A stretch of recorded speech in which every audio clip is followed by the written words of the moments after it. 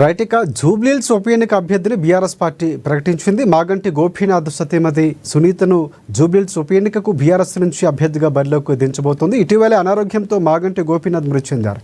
ఈ నేపథ్యంలో ఆ స్థాయి ఖాళీ కావడంతో ప్రస్తుతం ఉప ఎన్నిక జరగబోతుంది. ఇక ఈ ఉప ఎన్నికల్లో మూడు ప్రధాన పార్టీలు అయినటువంటి అధికార Congress party, BRS party, BJP పోటాపోటీగా ఉండబోతున్నాయి. ఇదిలా ఉంటే ఇటీవల మాగంటి గోపీనాథ్ కుమార్తెలు పలువురిని కలిసి వారి మంచి చెడులు కూడా అడిగి తెలుసుకున్నారు అక్కడికి సంబంధించినటువంటి. అలాగే దీంతో జూబ్లీహిల్స్లో జరగబోతున్నటువంటి ఎన్నికలకు బీఆర్ఎస్ పార్టీ గట్టి పోటీ ఇస్తుందని కూడా పలువురు ఆశాభావాన్ని వ్యక్తం చేస్తున్నారు.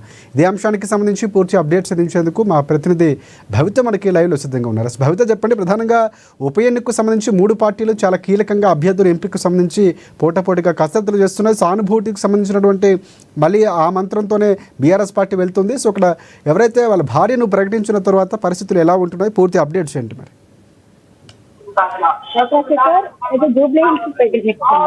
మాగంటి గోపీనాథ్ సీనియర్ నాయకులు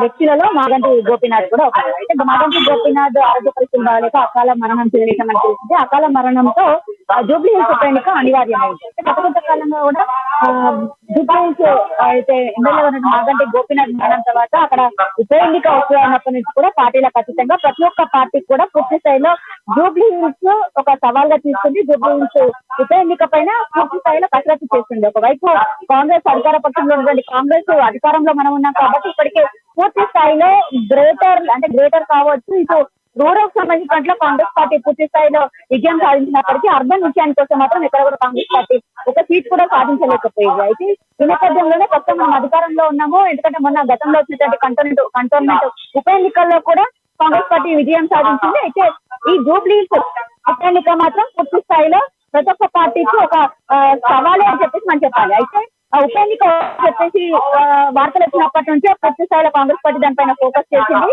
అక్కడ మంత్రినే ఇన్ఛార్జ్ గా నియమించింది.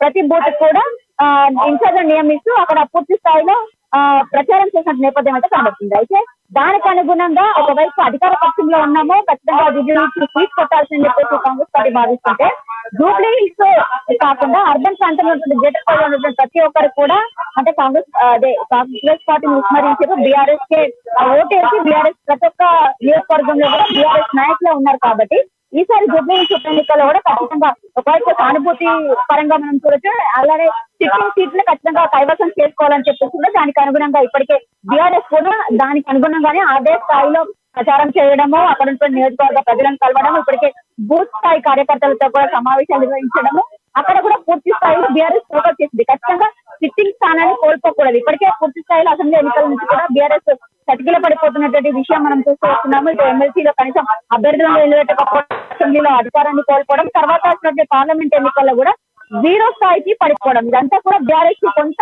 ఇబ్బందులు కలిగించేటువంటి పరిస్థితి ఏర్పడుతున్నటువంటి నేపథ్యంలో ఒకవైపు జూబ్లీహిల్స్ ఉప ఎన్నిక మాత్రం ఖచ్చితంగా కైవసం చేసుకోవాల్సిందని చెప్పేసి ఇప్పటికే బీఆర్ఎస్ అధినాయకత్వం కూడా పూర్తి స్థాయిలో దానిపైన ఫోకస్ చేసింది. అయితే కొంతకాలంగా బీఆర్ఎస్ లో కూడా మాగంటి గోపీనాథ్ మరణం తర్వాత జూబ్లీహిల్స్ సీటు నాకే కావాలంటే కూడా చాలా మంది ప్రయత్నాలు చేసినప్పటికీ కూడా ఎక్కడ కూడా ఎవరికి ఇచ్చే అవకాశం లేదు. ఖచ్చితంగా మాగంటి గోపీనాథ్ అక్కడ సీనియర్ నాయకులు మంచి చేసినటువంటి వ్యక్తి, అదే కుటుంబం నుంచి వాళ్ళ భార్యకు టికెట్ గెలిచే నేపథ్యం ఉండడంతో పాటు అతని మరణం కొంత సానుభూతి ఓట్లు కూడా మనం మిస్ ఉంటామనేటువంటి ఆలోచనలో ఈ రోజు తాజాగా కేసీఆర్ అంటే బీఆర్ఎస్ పార్టీ అధ్యక్షులుగా ఉన్నటువంటి కేసీఆర్ మాగంటి సునీతని అధికారికంగా కూడా అఫీషియల్ గా ప్రకటించినటువంటి విషయం మనకు తెలిసినటువంటి నేపథ్యం అయితే కనబడుతుంది. అయితే పూర్తి స్థాయిలో ఇటు అక్టోబర్ ఎండింగ్ లో లేదా నవంబర్ ఫస్ట్ వీక్ లో ఉప ఎన్నిక రానిటువంటి నేపథ్యంలో ఇప్పటికే ప్రచారంలో కావచ్చు, ప్రస్తుతం బీఆర్ఎస్ పార్టీ చేసినటువంటి అనేక కార్యక్రమాలు కావచ్చు, జూబ్లీహిల్స్ నియోజకవర్గం గత